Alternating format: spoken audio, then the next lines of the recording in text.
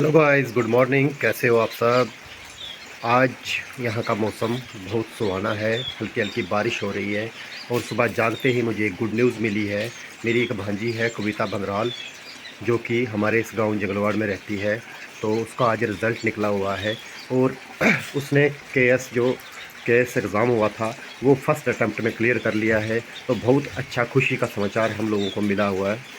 तो बहुत proud moment की बात होती है पूरे बच्चे के लिए भी, पेरेंट्स के लिए भी, गांव वालों के लिए भी। बहुत अच्छा लगता है जो जब कोई अपना अच्छे मुकाम पे पहुंचता है। तो मैं कोशिश करूंगा कि आज मैं उस लड़की से मिलूं। और क्योंकि आने वाले टाइम में तो वो वीआईपी बन जाएगी, आसपास बॉडीगार्ड होंगे, तो मौका नहीं मिलेगा हमें उससे करीब से अच्छे से बात करने का। तो फिर भी कोशिश करते हैं, आज वो फर्स्ट डे पे अगर कहीं पे मुझे मिलती है तो मैं आपको उससे मिलवाऊँ। सपना बड़ी ज्यादा से बहुत बहुत कांग्रेट्स। तुमने भी बहुत बहुत बढ़िया। नानी नानी नानी वीडियो वीडियो। गाना नहीं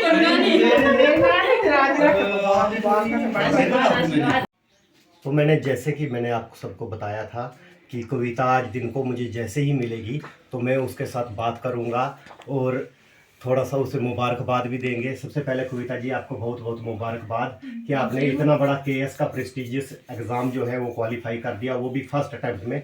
लोग बहुत कोशिश करते हैं और बड़ी कोशिशों के बाद उन्हें जाकर ये मुकाम मिलता है। तो सबसे पहले आपको बहुत बहुत मुबारकबाद। मैं पहले ही आपसे ये कहना चाहता हूँ, कैसा लग रहा है आपको, कैसा फील कर रहे हो? अभी तो बहुत अच्छा फील कर रहे हैं।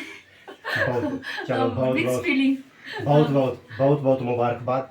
मैं ज़्यादा देर ना लेते हुए मैं आपसे डायरेक्ट क्वेश्चनों पे आता हूँ। आपने कितने घंटे पढ़ा था इसके लिए?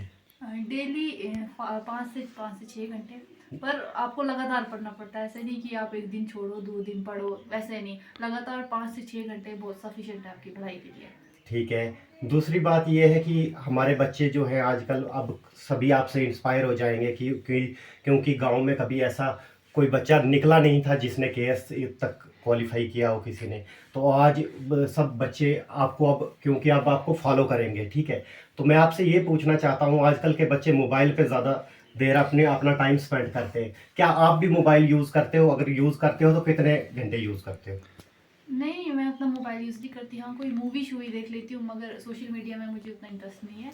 तो मेरी तो बच्चों को यही सजेशन है कि वो कम से कम मोबाइल यूज़ करें। अगर कोई गेम्स भी खेलनी है तो आउटडोर गेम्स खेलें, उनसे उनकी हेल्थ पे ज़्यादा अच्छा असर होगा। तो मोबाइल का कम से कम यूज़ करें। अच्छा, इसके बाद एक और मैं इंटरेस्टिंग क्वेश्चन आपसे पूछना चाहता हूँ कि आपका वाइवा हुआ था, वाइवा में तो आपको बहुत सारे क्वेश्चन पूछे गए होंगे। तो हो सकता है कभी कभी, मैं भी जिस तरह हम टीचर में गए थे, एक दो वाइवे मैंने भी दिए हुए हैं, तो कभी कभी वो कोई हंसाने वाली बात कर लेते हैं या कोई क्वेश्चन ही ऐसा पूछ लेते हैं। तो कोई ऐसी बात उन्होंने की होगी जो आपके दिमाग में हमेशा रहेगी कि हाँ जी, वाइवा के दौरान। तो कोई थोड़ी सी बात वाइवा के रिलेटेड आप बताएं हमें। उन्होंने तो सारे नॉर्मल क्वेश्चन ही पूछे थे, लेकिन एंड में जब मेरा वाइवा खत्म हो गया था, मेरा नाम कविता है, एंड में उन्होंने मुझे कहा कि कविता सुना लो। और मुझे कोई कविता नहीं आती, तो मुझे हंसी आ गई कि मेरा नाम कविता है और मुझे कविता ही नहीं आती है। अच्छा अच्छा, तो चलो ये भी एक बहुत अच्छी बात आपने हाँ। बोली। ठीक है। मैं आपको एक बात और बताना चाहूँ कि आदमी जब एक टारगेट बना के चलता है तो वो ज़रूर कुछ ना कुछ अचीव करता है। क्योंकि हम अक्सर ये ऐसे करते हैं कि हम चलते रहते हैं, ग्रेजुएशन करते हैं, पीजी करते हैं, बीएड करते हैं, पीएचडी करते हैं, लेकिन अगर टारगेट नहीं होगा तो हम कुछ नहीं कर सकते। इनका एक टारगेट था, ग्रेजुएशन के बाद ये स्टॉप हो गए और उसके बाद कंटिन्यू इन्होंने फोकस किया कि मेरे को कम्पिटिटिव एग्ज़ाम ही निकालना है। ठीक है, एक दृढ़ निश्चय के साथ ये आगे बढ़े थे। तो हमारे यूथ को भी आगे बढ़ना चाहिए। मैं अब इनसे यही पूछूंगा कि आप आने वाले यूथ को क्या संदेश दोगे कि किस तरह से हम क्या करें ताकि हम आगे बढ़ सकें? मेरी तो एक ही सजेशन है कि पहले आप अपना एम चूज़ करें कि आप क्या करना चाहते हो, फिर उसके अकॉर्डिंग स्टडी करें। और रट्टा सिस्टम नहीं होना चाहिए, आपको हर चीज़ समझ के करनी चाहिए। हमारे डेली लाइफ में क्या चल रहा है, इंटरनेशनल न्यूज़ में क्या चल रहा है, नेशनल न्यूज़ में क्या चल रहा है, उसके बारे में हम सब चीज़ का ध्यान होना चाहिए। उससे हमारा नॉलेज बढ़ता है और चीज़ों को समझने का तरीका भी चेंज हो जाता है हमारा। तो ये हमें लाइफ में बहुत ज़्यादा इंस्पायर करता है और हेल्प भी करता है आगे। लीजिए, फ्रूट भी खाइए आप, थोड़ा फ्रूट भी एंजॉय कीजिए। हम खाली क्वेश्चनों में आपको एंगेज ना रखें। अच्छा, और एक बात मैं पूछूंगा आपसे कि जब ये एग्ज़ाम आदमी क्वालिफाई कर देता है तो डिफरेंट डिपार्टमेंट्स उसके सामने आ जाते हैं, डिफरेंट ऑप्शन आ जाते हैं। आपका क्या फर्स्ट प्रेफरेंस है कि किस लाइन में आप जाना चाहते हैं? मेरी फर्स्ट प्रेफरेंस तो केएस ही है, पर अब मेरिट के अकॉर्डिंग जो मिलेगा तो हमें वही ज्वाइन नहीं करना मतलब, पड़ेगा। हाँ, अच्छा अच्छा, हाँ। चलो अभी कोई मतलब आपने वैसा कुछ सोचा नहीं है कि हम्म। स्पोर्ट्स वाली साइड जाना है, रेवेन्यू वाली साइड जाना है, या टूरिज्म वाली साइड जाना है? मतलब जो आपके किस्मत में होगा चलो वो हाँ। मिल जाएगा। तो यही हमारा एक छोटी सी बात थी। अभी आने वाले टाइम में इनके अब मीडिया वालों ने इंटरव्यू लेने हैं, आगे आने वाले टाइम में जब इनको पोस्ट मिल जाएगी, चारों तरफ बॉडीगार्ड होंगे, ठीक है, वैसी फैसिलिटीज़ होंगी, मिलना बहुत मुश्किल होगा।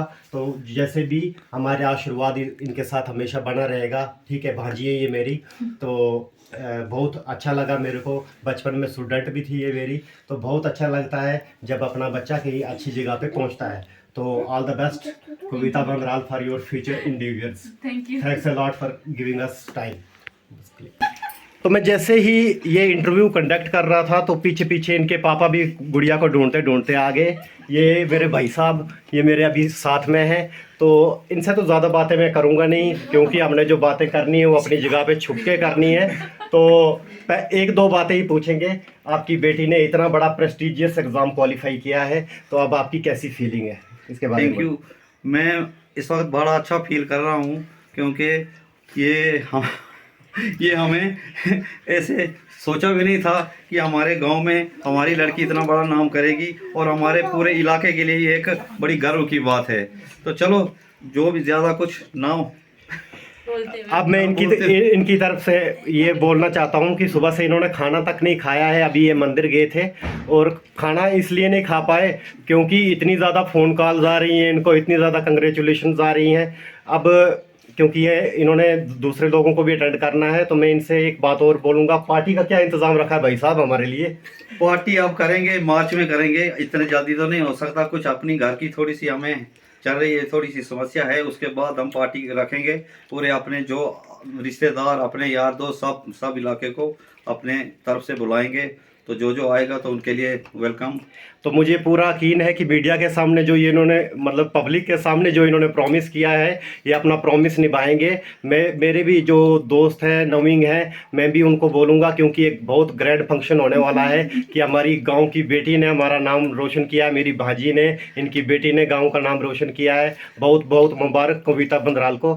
Thanks a lot for watching. Like, share and subscribe for upcoming videos.